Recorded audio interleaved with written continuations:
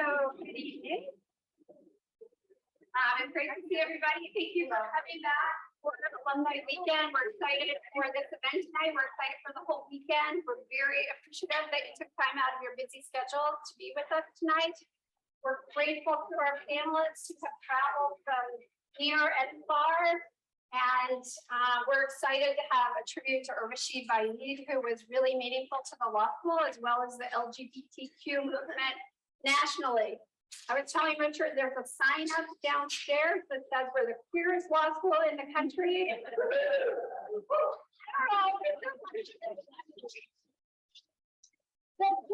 We brag about that, and I have to say there's a number of people here tonight who are partially responsible for that and helped make that happen, and we're just really proud of that. So we're proud of all of you. We're proud of our group here. We're thrilled to have Richard moderating. I am going to just give you a little bit of background and then turn it over to Richard. So he's class of '83. He's the chair of the founding board of directors of the American LGBTQ Museum in New York City and the interim executive director of the Johnson Family Foundation. He served as interim CEO of many organizations, including Lambda Legal. He was the president of the founding board of GLAAD in Boston in 1978 and was the executive director of the Lesbian, Gay, Bisexual, and Transgender Community Center in New York City for 22 years, from 1986 to 2009. He serves on the boards of directors of the New York City AIDS Memorial Park, the Proteus Fund, and the Center for HIV Law and Policy. We're really proud of Richard and all that he's done. And Richard, I'm going to turn it over to you. All right. Thank you. Hi there. So thanks so much for coming. And here's the plan for the next hour, if you can stand in for an hour. We're going to have a poem start us, and then we're going to have the panel for maybe half an hour, and then we're going to have a conversation Q&A with all of you. And hopefully that will be fun. So I'm going to start by introducing Sunu Chandy. Sunu is a member of the class of 1998, and she's a poet, and her book, My Dear Comrades, will be published in the spring. She also happens to be the legal director of the National Women's Law Center and serves on the board of directors of the Transgender Law Center. So please welcome Sunu.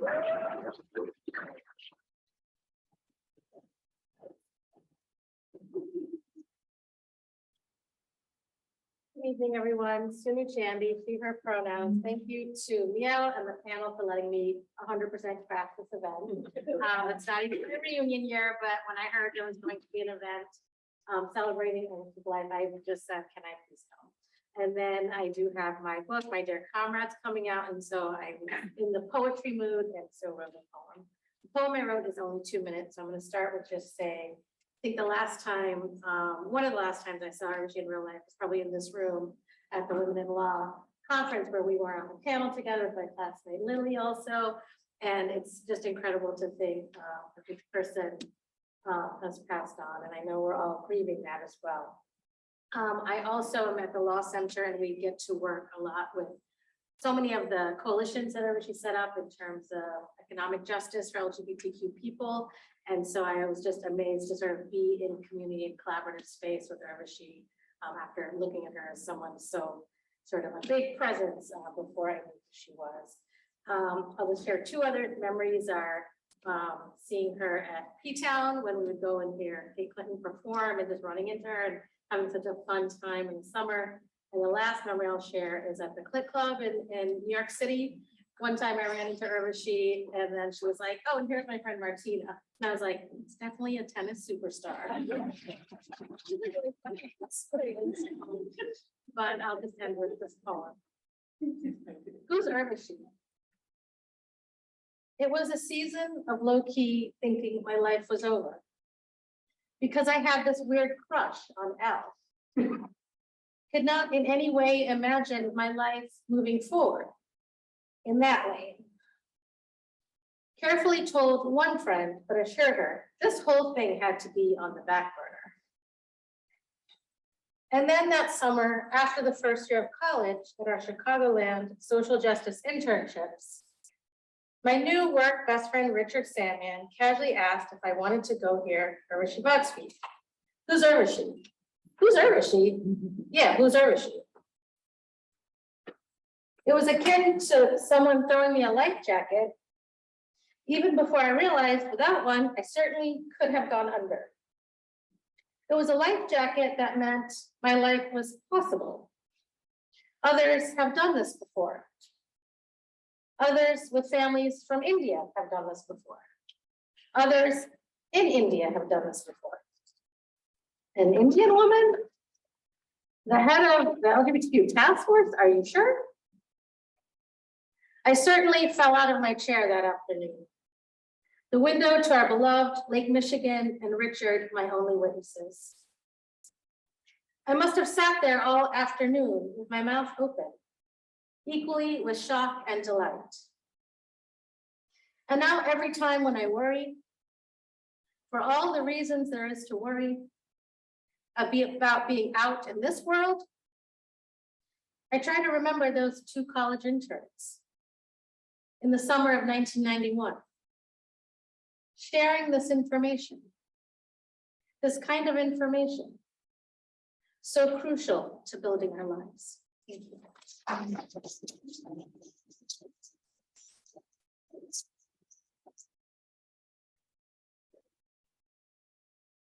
Thanks to for that poem and for the play clubs. So I'm going to introduce the panelists, but first I wanted to say how happy I am that one of our queer legal leaders, Mary Bonato, is here. And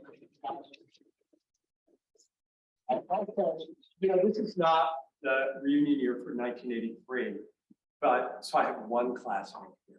Please, Mary.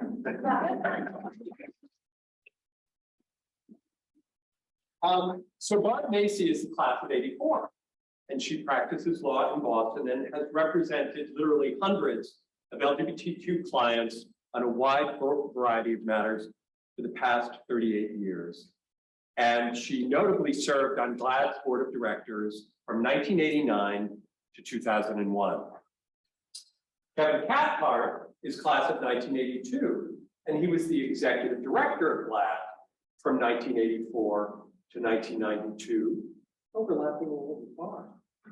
And then left GLAAD to become the executive director of Lambda Legal until he retired in 2016. He was at Lambda Legal as executive director for 24 years.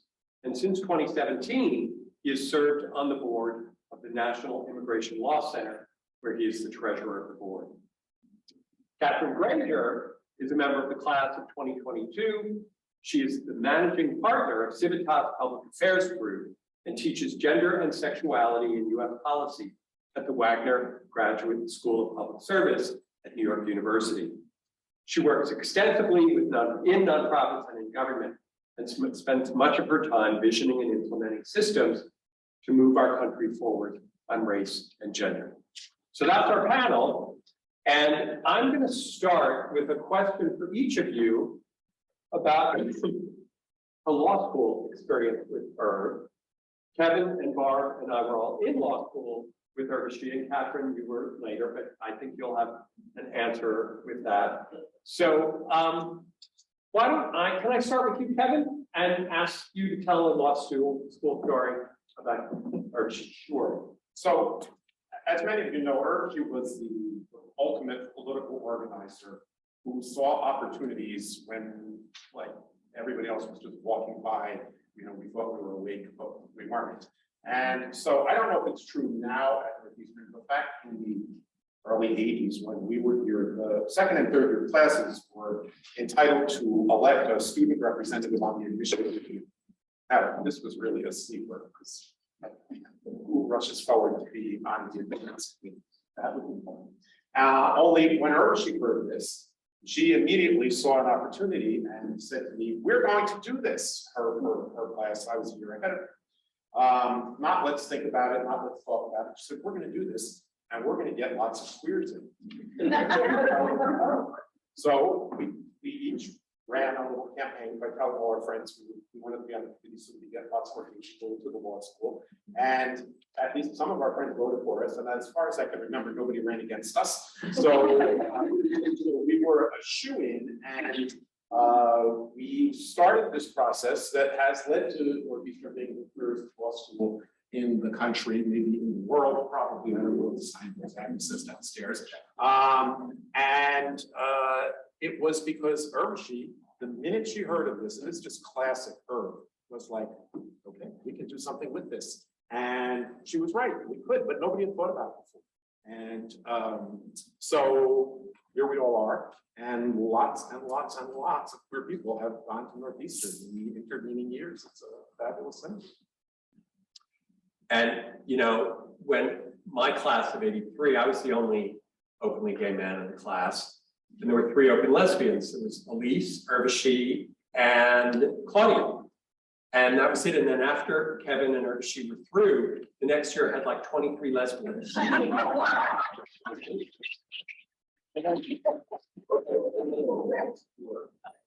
Shriver got in because you told me to put for him, and I put for him, and Mayor Shriver got in, and then some years later we got nothing. So we had it back before, so it wasn't sort of self-healing at the time. It just all worked out well, which is whatever she would say about doing political work, and it all worked out well. What's your story, Catherine?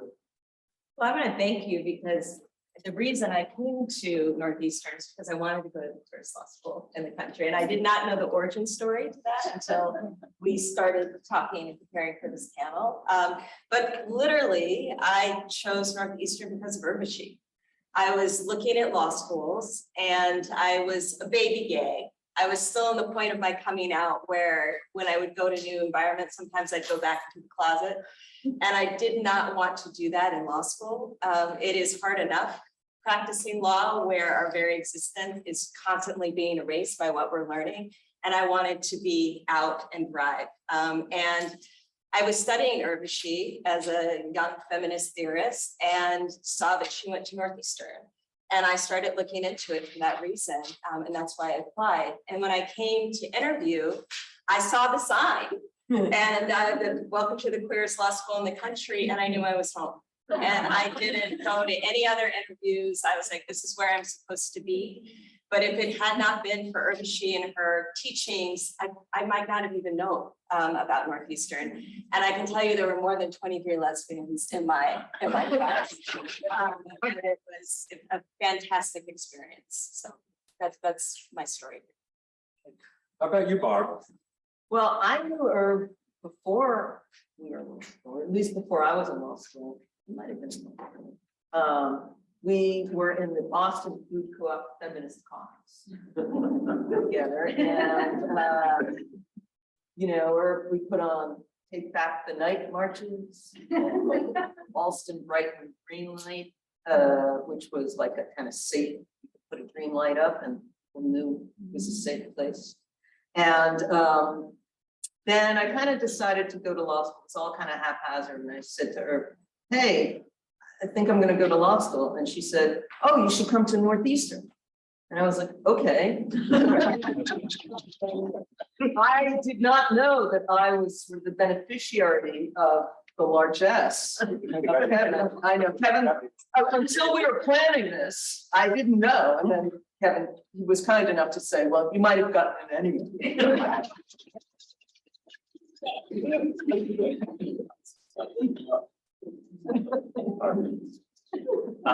One of my law school stories, and I have a lot, because Urvashi always carried at least one can of spray paint in her backpack.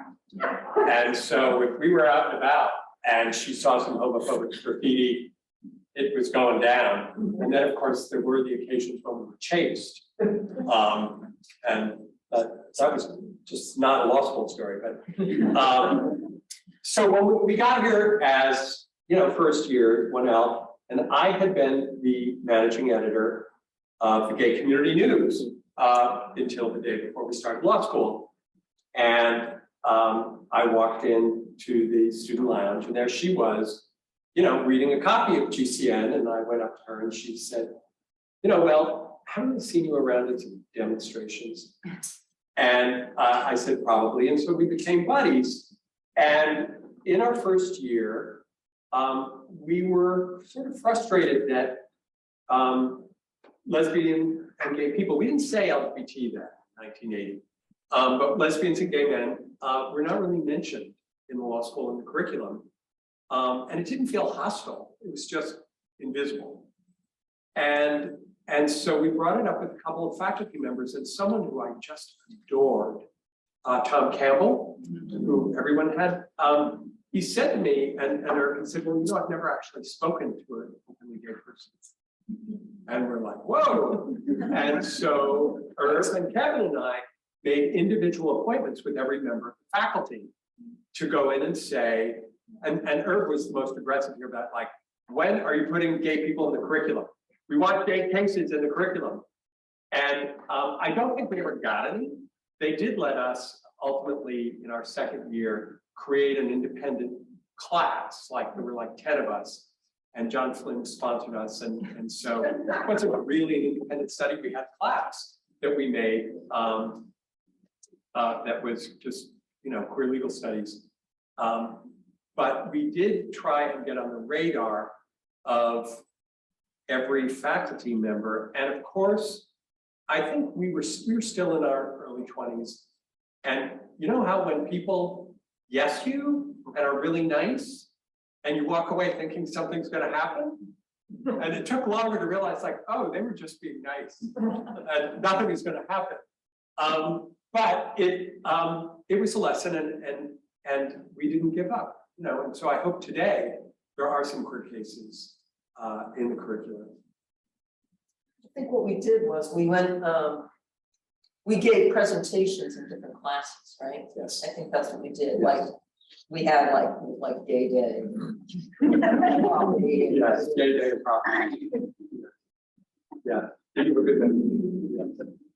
All right, so the next question is just to talk about, in the 40 years since we graduated from law school, we all have worked or been impacted by Urvashi and her work. So I just would love to ask each of you about the impact that you saw, any stories you have about that. And so Kathy, can I start with you? Sure, and Elise, I'm going to call you out again because I'm going to talk about LPAC. So my work with Urvashi started when we started a lesbian super PAC called LPAC. And at the time I was working in government in New York, and I got a call, and it was basically like, some lesbians led by Urvashi want to start a lesbian super PAC. Do you want to help us run it? And I was so ready to leave Albany. And those words were beautiful. And I said, yes, yes. And I didn't know Urvashi yet. It was still kind of my origin story to law school. And so this felt very special to be able to be in community with her in that way. And, we can have a lot of debates, because I have, with lesbians about whether we should be involved in politics in that way, and super PACs and all of those things. But what Urvashi understood was power. And I think that any story that we tell, including just influencing who is admitted to the university, is about power.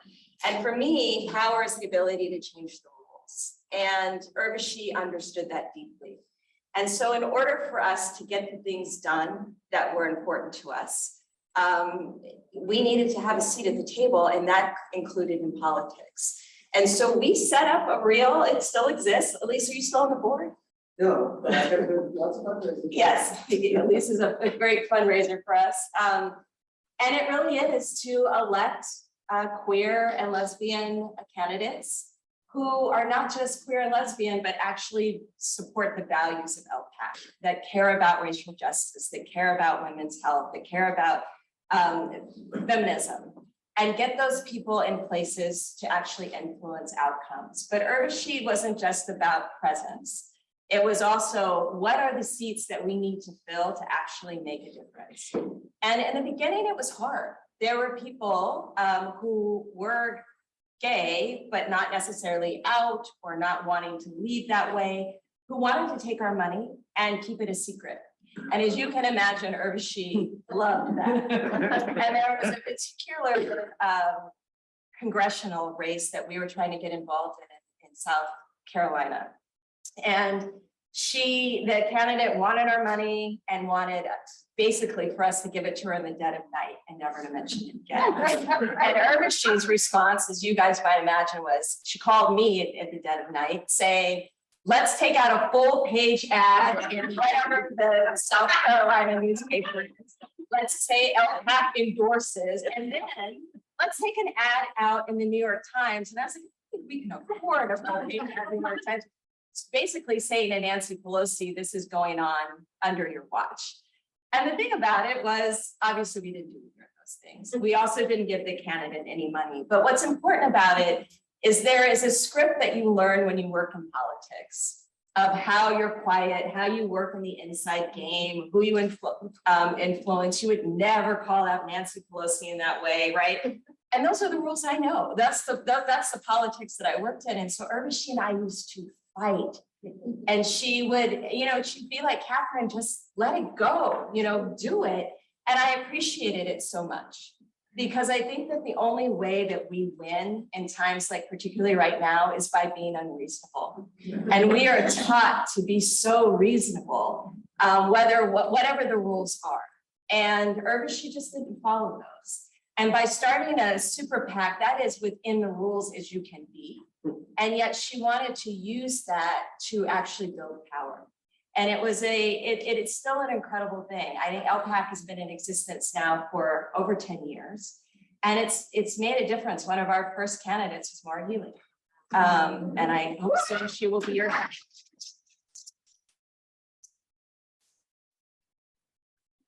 Thank you. Kevin?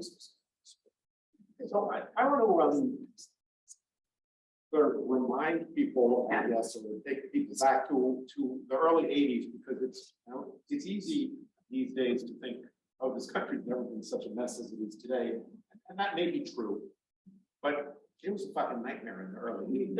And so like her and a number of us got out of law school at the beginning of the AIDS epidemic. She went to Washington, D.C. when she graduated to work for the ACLU National Prison Project, where she drove their work on HIV and incarceration, which was brand new because the epidemic was essentially brand new in those days. And so things were really hard then, and the epidemic took all the time and energy. Like there wasn't that much time and energy that people were devoting to gay stuff, and then we had the epidemic on top of that. And then Irv left there in 86, I guess, to go to the task force to be the communications director.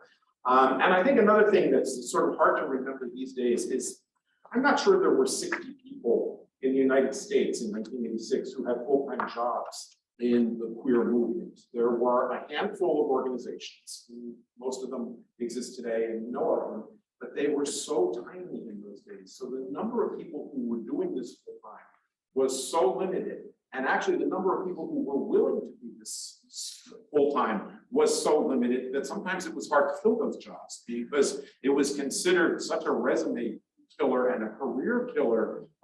If you what are you going to put on your resume? People used to say this to me when I was glad. What are you going to put on your resume?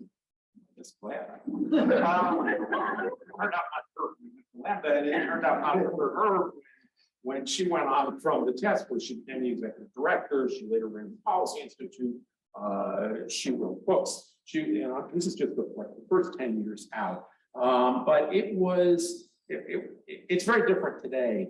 The number of jobs that are out there, the number of people who are able to do this kind of work, and the amount of work, which is in no way commensurate with the amount of work that needs to be done, but the gap is not what it once was, and it doesn't. No one says anymore like, oh, you're going to put on your resume, because this stuff is now considered, like people go from these jobs to law firms and judgeships and all kinds of things, that whatever else it is that they want to do. But at the time, it was a little bit like stepping off, You just hoped it was the deep end of the pool, not the shallow end of the pool when you stepped off, because he wasn't sure how it was going to land. And Irv was fearless, so this was not like Irv didn't spend any time worrying about, well, what's this going to look like on my resume?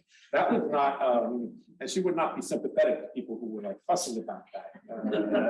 She would counsel them, just do it, it'll work out. And for many of us, thanks in part to her leadership, we did. Thank you, Barbara. Well, I'm actually gonna cede my time on this to you, because you worked with her for a long time. The only thing I'll say is she obviously became a huge luminary that, you know, drawing is the reason we're all here. It's actually totally surreal to me that we're using the past tense, and that the reason we're here.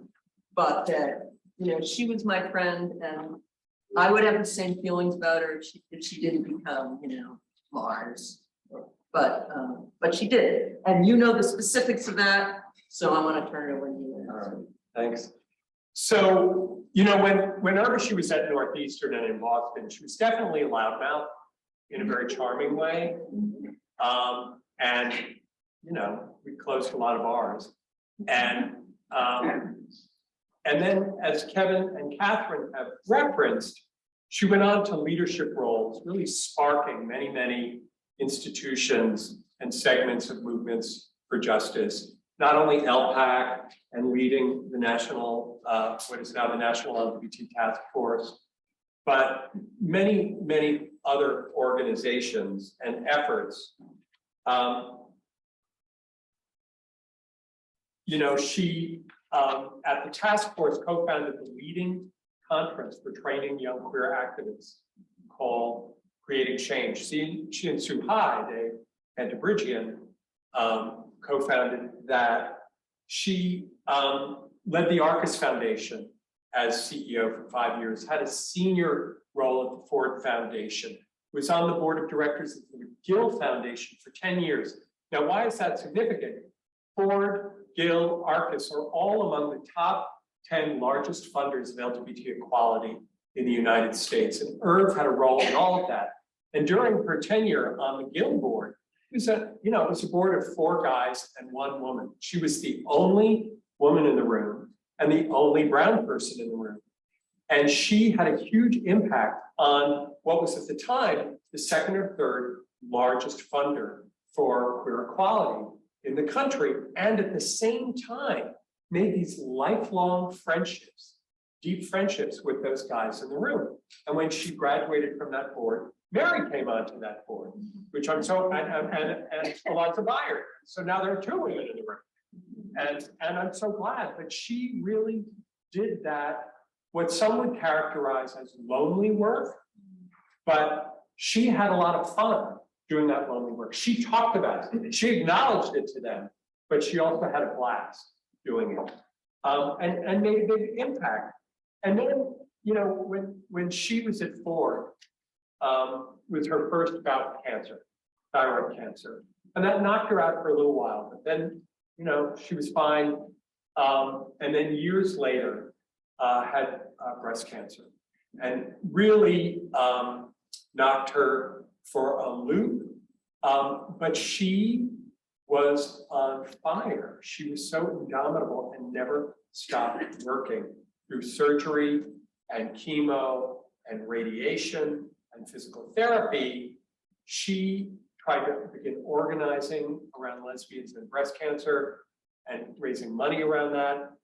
And then I think she both knew that her time might be limited, but was determined to live for a very long time, and began to found other things, co-founding things around HIV and criminalization, queer economic justice, and raising serious money, where she would spark these new coalitions and efforts, raise a ton of money, and then hire other people to run them, usually women of color. And then she would back away and move on to the next thing. So she was a catalyzing force again and again and again. And you know, 25 years ago, the word intersectionality was not in the vernacular. And Irv was talking about it before we all threw that word around so much. And I want to just share a transcript. A friend of mine is the authorized biographer of Larry Kramer. And so he has been doing a lot of research. And when Urvashi was writing her first book, Virtual Equality, around 93, 94, she interviewed tons of people, including Larry. And Billy got access to the transcript and he told me about it. So I went and looked at it. So this is 94. And there she is sitting with Larry. So Larry, creating this common movement, you know, for lack of a better word, the way I'm trying to approach it, well, what if we shifted the framework? What if, instead of saying, I am in coalition with you, what if we tried to identify how HIV treatment issues connect with racism? It's going to express itself differently in your life than in mine. That's the issue of reproductive choice. It was never about men should march with women because they support women. It was more that men should march for reproductive freedom because we're marching against the power of the state to tell you and me what to do sexually, period. That's the issue. That's the common thread, right? If the state can say you can't have an abortion, the state can say you can't have sodomy. And Larry replies, I have to tell you, I never realized that. So she laughs and she goes, Larry, it's about state power. I mean, that's why I say, maybe if we were all to think about it, to try and explain the connections, I think you would see things in a more connected way than it would otherwise hear. And so there was Urvashi, 94, talking about intersectionality before, about race, repro choice, queer liberation, before we all talked about it in that way. And her prescience, again and again, was both strident and aggressive, but charming. She was tough, but she made you know she liked you, so you could hear it, and perhaps change and take some actions. So that's the end of my story.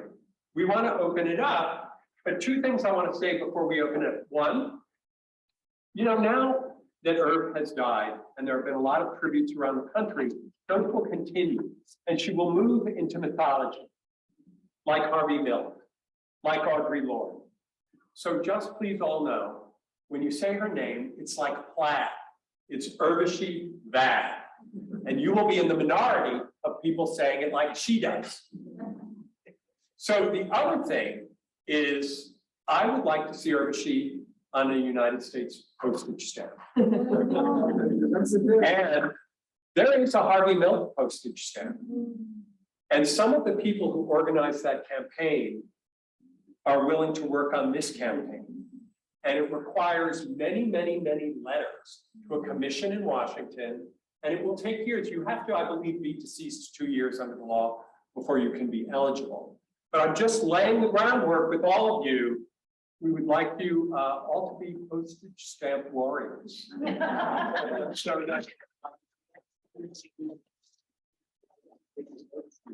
So before we open it up to conversation, is there anything any of you want to throw out right now? Or The only thing I want to say is, and you sort of touched on it, you touched on it on the side. First, she was a mesh. She was really, really nice lady. So that's the other thing that we valued to it. And Yeah. Just that. all right, any questions, comments, personal experiences with her? Elise? Hi, everybody. It's absolutely wonderful to be right at the intersection of my LGBTQ community and my Northeastern community. And really, that was one of the intersections that Irv stood at too. But I actually want to tell a story from our 1983 class.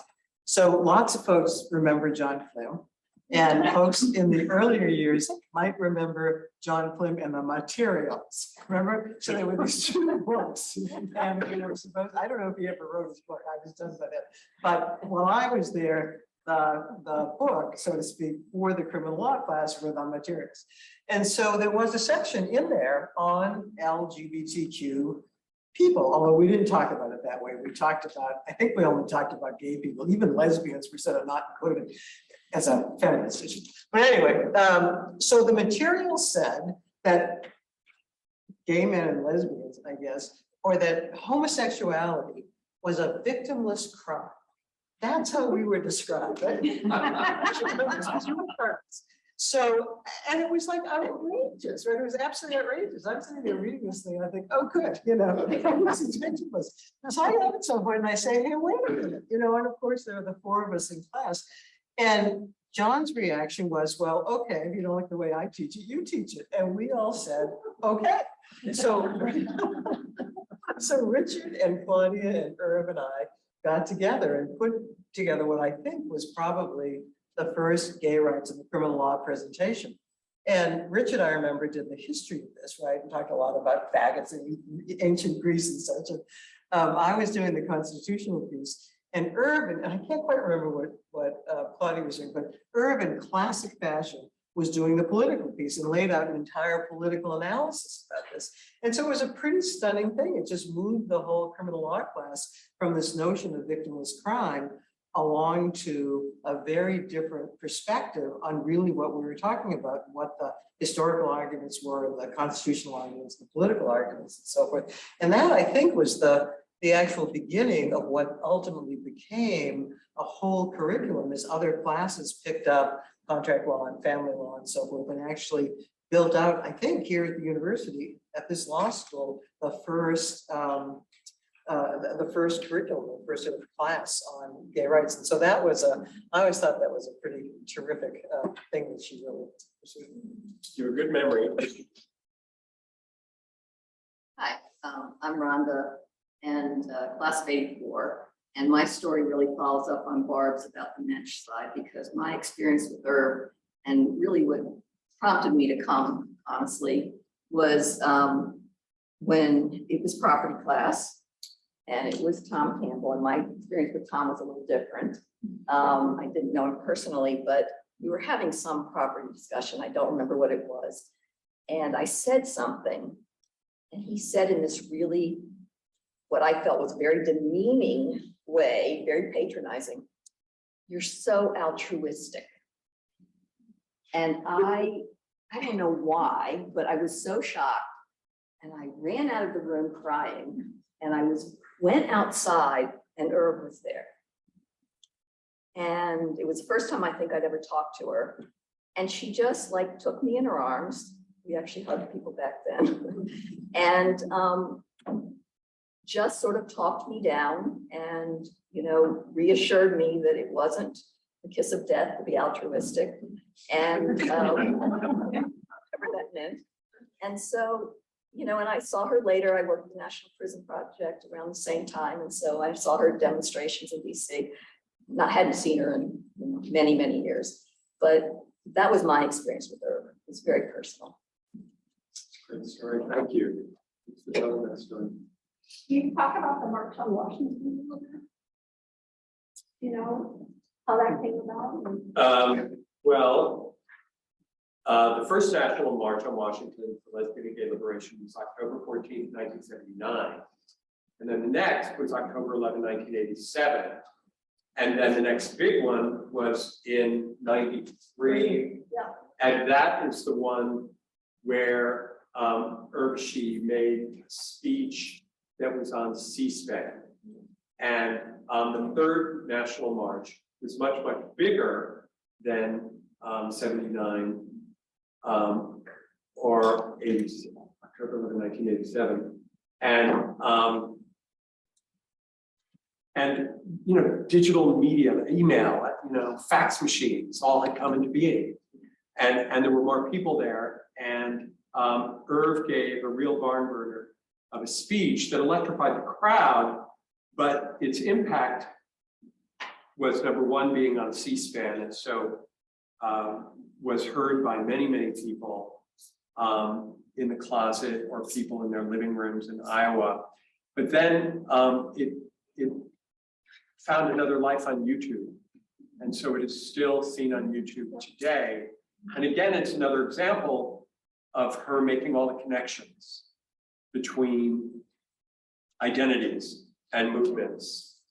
And I just watched part of it again the other night, and I don't know if any of you know this lesbian comedian Leah Delaria, but she did the intro version in this very, very funny, aggressive way. And then Irv came out and was both, very earnest, but very clear and proud. Was there more to the story you No, wanted? I watched it and I just thought it was such a cool moment and big Yeah. part of, I feel like a milestone in her life. Yeah, no, it definitely was, and a turning point in our movement. Absolutely. Hi. Hi, I'm Hema, class of 05, and I really appreciate this reflection on kindness. I was, as soon as a poem really with me, as a baby queer in suburban Boston in the early mid-90s, remember seeing her in a Time magazine, kind of 40 under 40 feature. And I cut that thing out, like little postage. It was like, it's funny, you're talking about the postage stamps, but I had this little cutout. And I was like, who is this queer South Asian person? And remember, probably, I think, because we wrote letters back then, writing to the editors to be like, I need this letter delivered to her. And she wrote me back. And I have it somewhere. And I was like telling my partner, I was like, oh, I bet I have that around somewhere. This sweet, kind connection. And we proceeded over the next, I read Virtual Equality and I was there. She humored me in my initial musings around intersectionality. It was so just generous of spirit. And, I can only hope to offer the same to those around us. So thank you. I'll grab you in a second. I just wanted to tell a story. So, there's an India Day parade in New York City, and it's big. And I guess there's a businessman in Queens who, at the time, this is years ago, was the head of it. And the South Asian lesbian gays were not allowed to march. And Salga. And Irv went to meet with him and to lobby him about making a change. And he said no, but he was courteous to her. And then this is where his moment of pride comes out. He says no, but and I won't do this in an Indian accent. She would do it in this killer accent. The head of the gays in this country is in. And she sat there, and then she realizes.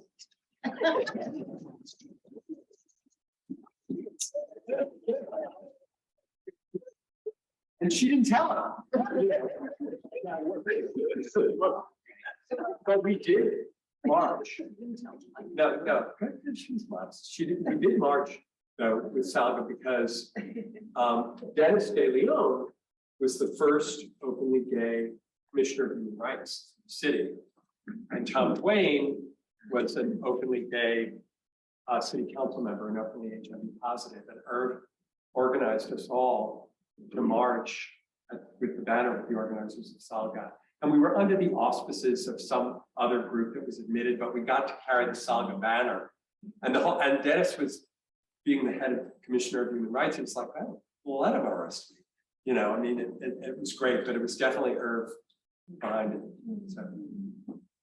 So hi, I'm Shoshana and class of 82.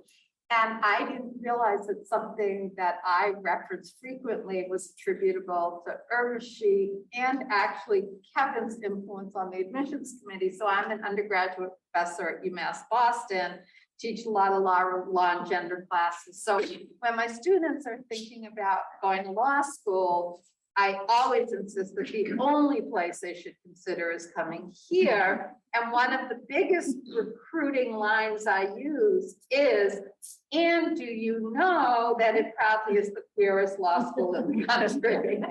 So the legacy lives on as a recruiting for new students. So I did not know sort of the origin. I would attribute it to that role of being on the admissions committee way back when. So it's my memory or my learning tonight. I'm Susan Goldfisher, also class of '84. I didn't know that you were on the mission committee or as well. And so many of us in the class of '84 were here because of you. And what you maybe don't know is I was on the admissions committee after you left.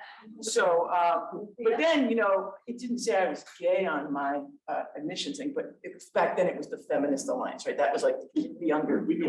So, but anyway, and I was privileged to be part of that independent study group that we were in. And Urvashi, even way back then, was a force of nature. I mean, I was intimidated by her because I'm like, I could never be like her. And that's just, but boy, I'm just sitting around this room. Look at how many people she has influenced. She's not here, but she is everywhere, right? And that's pretty darn incredible. And I also wanted to say, John Flynn sponsored us, but he didn't do anything. He let us know. We wanted, and each week we just take turns. All right, who's doing the curriculum this week? What are we interested in? Did we research it? I mean, it was great, and I will never forget that. And then the best thing John did was leave us alone. And again, I just am so impressed and honored. None of us could have anticipated. We didn't anticipate the AIDS epidemic. We didn't anticipate all the things that have happened, all of the things that so many of you have been a part of. And so, I was just a little kid sitting in that room with you guys. So thank you. Thanks to her for that. Anybody else?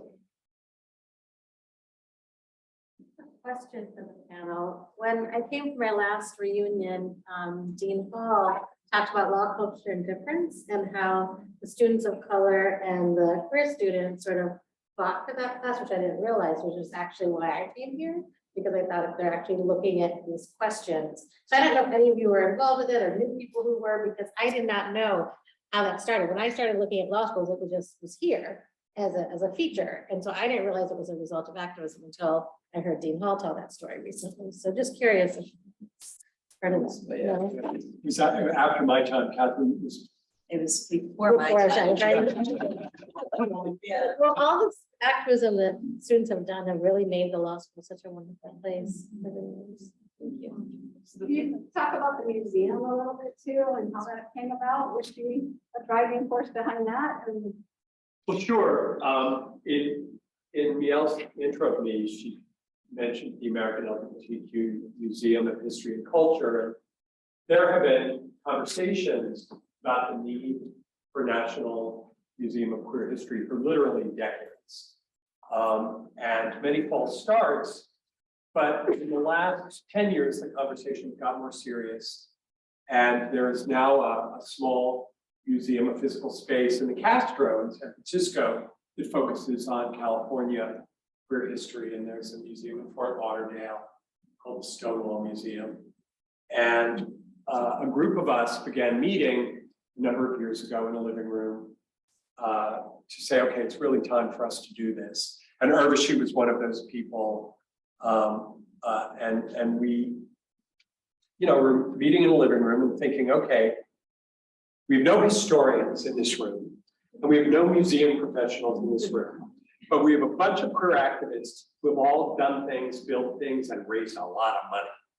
So we'll do that, and then we'll bring in the museum people later. And so, I mean, that's basically how, how we started GLAD and lots of other things. And so that's what we did. We began raising money, and Irv was secretary of the board and was on the board until the day she died. She left aside from all of her other boards, but she said she really was not going to let go of this one. And one of the last things that she really worked on hard in the board was serving on the search committee for our first executive director, which was a really intense search with Koya Partners, a search firm. And we hired this guy, Ben Garcia, who started in February. But Irv was one of the, some of you might know Serena Khan, another activist. and she was also a leader of that effort. And so the museum and a bunch of other people and organizations are producing a major memorial celebration for Urvashi on Thursday, November 3rd in New York. And it's an open public event. Got about 500 RSVPs so far. Is it built now? Is it? Oh, no, the museum will be built in 2026. We're very, very lucky. The oldest museum in New York State is the New York State Historical Society, which is a beautiful, beautiful building next door to the American Museum of Natural History on Central Park West. In the 1930s, their board purchased 3 brownstones next door, tore them down in 38, and that lot has been empty for 90 years. Wow. And they are doing a major capital campaign. Catherine is on our board. Yeah. And is on our government relations committee. And a lot of the building's money is coming from government relations and from the city and the state and the feds. And the Historical Society is doing a $175 million capital campaign. They've secured about $110 million so far. And we'll get the 4th floor of the building. And so we'll have physical space and, supply chain permitting, the building will be complete in 2026. And that'll be our first home. We're already doing programming. We did 3 programs this month. This is LGBT History Month. So we did 3 programs this month already. But Irv has been a central part of that, and thankfully, as is Catherine. There are actually a very small number of queers in the world. They just want us to know. So there's this expression, a lot of people know, someone's memory, when they, sort of made their transition, someone's memory is a blessing. And that is what I've been thinking about a lot about Irv in the last couple of days. It means that their legacy lives on in a really important way. Blessing. Thank you. I think that's a lovely way to close. Good job, Paul.